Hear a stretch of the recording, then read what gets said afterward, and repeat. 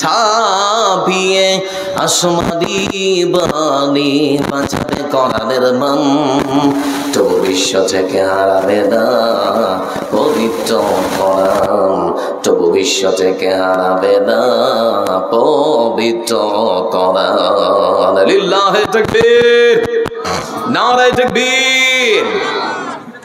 লক্ষ্য করে দেখুন বন্ধু আমার, বিশ্ব মানবতার মুক্তির জন্য আল্লাহ রাব্বুল আলামিন এমনই একখানা সংবিধান তিনি দিয়েছেন যার মধ্যে আমার কোনো ভুল নেই, যার মধ্যে কোনো ভুল নেই, কোনো সন্দেহ নেই, কোনো রদবদল পরিবর্তন বিবর্তন কেউ করতে পারে না। 1947 সালে আমাদের ভারতবর্ষ আমরা স্বাধীন করলাম, 1947 সালের 15 আগস্ট। আমার বন্ধুরা, ভারতবর্ষের মুসলমান এবং হিন্দু জৈন বৌদ্ধ খ্রিস্টান অসংখ্য বহু জাতি মানুষ বাস করে এখানে।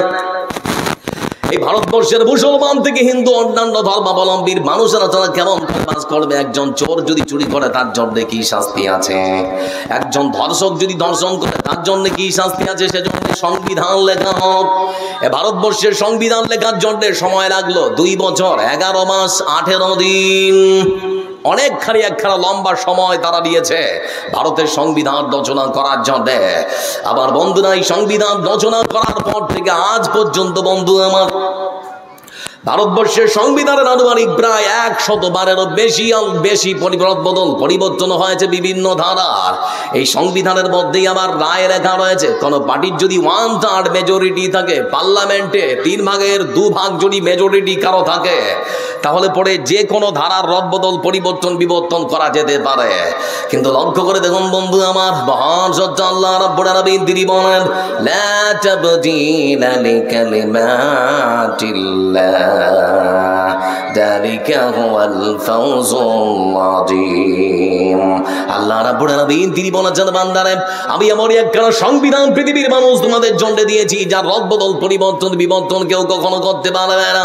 আরো মানে কাজ থেকে বন্ধু আমার 1450 বছর পার হয়ে গিয়েছে, কোরআন কারীমের একখানা অক্ষর একখানা শব্দ কেউ রদবদল পরিবর্তন বিবর্তন করতে পারল না। এজন্য আল্লাহ রাব্বুল আলামিন তিনি বলেছেন, বান্দা কোরআন যেমন আছে সেরকমই থাকবে, কেউ পাল্টাতে পারবে না। আবার পৃথিবীর কোন মানুষ যদি মনে করে কোরআনের মতো করে একটা গ্রন্থ বানাবো, সেটাও কি সম্ভব? কথা বলুন, সম্ভব?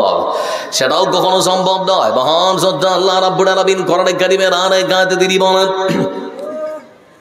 আল্লাহ রাব্বুল আলামিন তিনি কোরআন কারীমের মধ্যে বলেন, হে রাসূল, কেউ যদি মনে করে কোরআন কারীমের মতো করে একখানা ধর্মগ্রন্থ বানাবো, তাহলে পরে আপনি বলুন, কুল্লাইদি জিতামাআতিল ইনসু ওয়াল জিন্নু আলা ইয়াতু বিমিসলি হাদাল কুরআন।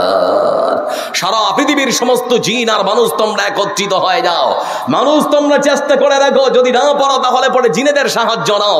তাম পৃথিবীর জিন আর মানুষ একত্রিত হয়, তোমরা যদি চেষ্টা করো কোরআন কারীমের মতো করে একখানা ধর্মগ্রন্থ বানাবার জন্য, কখনো সম্ভব হতে পারে না। দিন চলে যাবে, রাত চলে যাবে, সময় চলে যাবে বন্ধু আমার, মাস চলে যাবে, বছর চলে যাবে, জীবনটাও চলে যাবে, কিয়ামত হয়ে যাবে, কিন্তু কোরআন কারীমের মতো করে একখানা ধর্মগ্রন্থ পৃথিবীর কোন মানুষ কখনো বানাতে পারে না। কারণ এই কোরআন পৃথিবীর কোন মানুষ তৈরি করেনি, পাঠিয়েছেন যিনি, তিনি কে? কথা বলুন, তিনি কে? আবার এই কোরআন কারীম আমাদেরকে আল্লাহ রাব্বুল আলামিন উপঢৌকন হিসেবে দিয়েছেন, সংবিধান হিসেবে। একে যদি মানি তাহলে পরে আপনার সম্মান, আপনার মর্যাদা সমাজের মধ্যে যে কত বেশি বেড়ে যাবে, এবার আমি আপনাদেরকে বলছি। পৃথিবীর বুকে বন্ধু আমার কোরআন ছাড়া আর কোন ধর্মগ্রন্থ আছে নাকি যেটা পড়লে নেকি পাওয়া যায়? শুনেছেন আপনারা? কিন্তু মহান সত্য আল্লাহ রাব্বুল আলামিন এমন একখানা ধর্মগ্রন্থ যিনি দিয়েছেন, সেটা কেউ যদি পড়ে নেকি আছে না নেই? কথা বলেন। রাসূলুল্লাহ সাল্লাল্লাহু আলাইহি ওয়াসাল্লাম তিনি বলেন, মান ক্বারা হারফান মিন কিতাবিল্লাহি ফালাহু বিহি হাসানা ওয়াল হাসানাতু বিআশরি আমসালিহা। ও আল্লাহর বান্দা, তোমাদেরকে বলি শুনে নাও, পবিত্র কোরআন কারীমের মধ্য থেকে কেউ যদি কোনো অক্ষর কিংবা শব্দ কেউ যদি পড়তে শুরু করে দেয়, তাহলে পরে তার আমলনামায় আল্লাহর পক্ষ থেকে নেকি লিখতে শুরু করা হয়। আবার আরেক হাদিসের মধ্যে এসেছে, কেউ যদি কোরআন কারীমের একখানা অক্ষর পড়ে, তাহলে পরে তার আমলনামায় 10 খানা করে নেকি আছে না নেই? ভাই কথা বলুন না, আপনার ভাষা বুঝতে পারছেন না নাকি? কেউ যদি একখানা অক্ষর পড়ে তাহলে পড়ে 10 খানা করে নাকি। আবার রাসূল সাল্লাল্লাহু আলাইহি ওয়াসাল্লাম আরেক হাদিসের মধ্যে বলেন, আয়াজিজু আহাদুকুম মাইয়াকরা ফি লাইলাতিন সুলুতাল কোরআন। ও সমাজের মানুষরা তোমরা শুনে নাও, আপনাদেরকে বলা হচ্ছে পবিত্র কোরআন কারীমের মধ্যে আল্লাহ রাব্বুল আলামিন এমন একখানা ছোট্ট সূরা নাযিল করেছেন, আল্লাহর কোন বান্দা রাতে ঘুমাবার আগে একটা বার বিছানায় যাওয়ার আগে যদি পড়তে পারে, তাহলে পরে তার আমলনামায় 10 পারা কোরআন পড়ার সমান নেকি লেখা হয়। কত পারা? 10 পারা। একবার পড়লেই 10 পারা। আমার বন্ধুরা বলুন তো সেই সূরাটার নাম কি?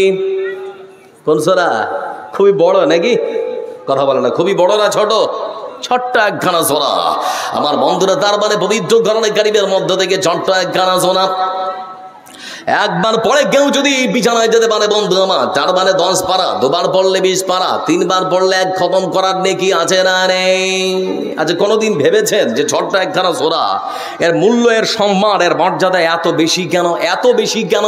আমার বন্ধুরা লক্ষ্য করে দেখুন, পুরো কোরআনটাকে মূলত 3 ভাগে ভাগ করা হয়েছে। তার মধ্যে 1 ভাগ হচ্ছে আল্লাহ তাওহীদ, আল্লাহর ওয়াহদানিয়ত।